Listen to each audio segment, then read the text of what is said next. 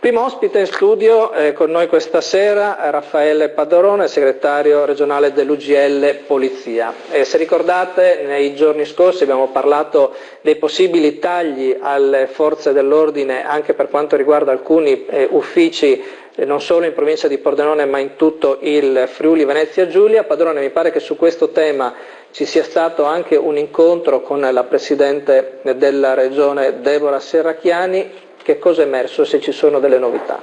Sì, siamo stati ricevuti dalla Serracchiani e io avevo fatto una protesta alcune settimane fa perché per i suoi impegni non voleva riceverci o non ci aveva ricevuto, e finalmente abbiamo avuto questo incontro che in gran parte insomma, è stato condotto dalle nostre lamentele, dalle nostre criticità su questi tagli anche nella nostra regione.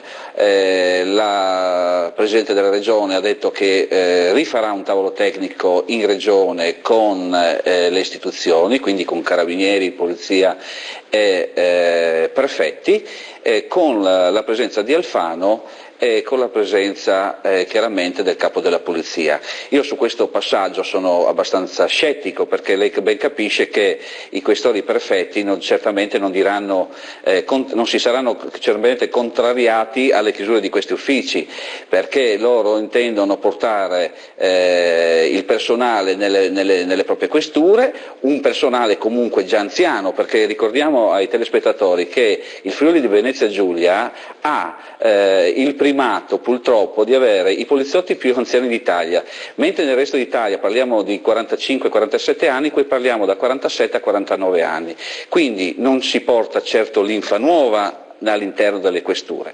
Oggi sono stato ricevuto e invitato dall'onorevole Savino, che a Udine ha fatto come Forza Italia hanno fatto una conferenza stampa sulla sicurezza in Friuli Venezia Giulia. Io ho detto no, il Friuli Venezia Giulia non è più una regione sicura. Perché? Perché questi poliziotti che non saranno più presenti all'interno delle sezioni di polizia postale, all'interno delle stazioni ferroviarie di Pordenone, dobbiamo ricordare, se mi permette, che chiuderanno tutte le sezioni di polizia postale. Oggi i reati online sono quelli che sono maggiormente in voga, quindi solamente la postale di Pordenone dal 1° gennaio a oggi ha denunciato già 200 persone, perché sono 200 fascicoli aperti. Diciamo che per l'autorità giudiziaria ne ha indicati 30, ma 2 sono già stati denunciati e arrestati per podifilia, quindi un reato molto importante.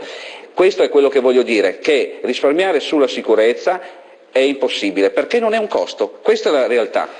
Grazie quindi a Raffaele Padrone, andiamo avanti.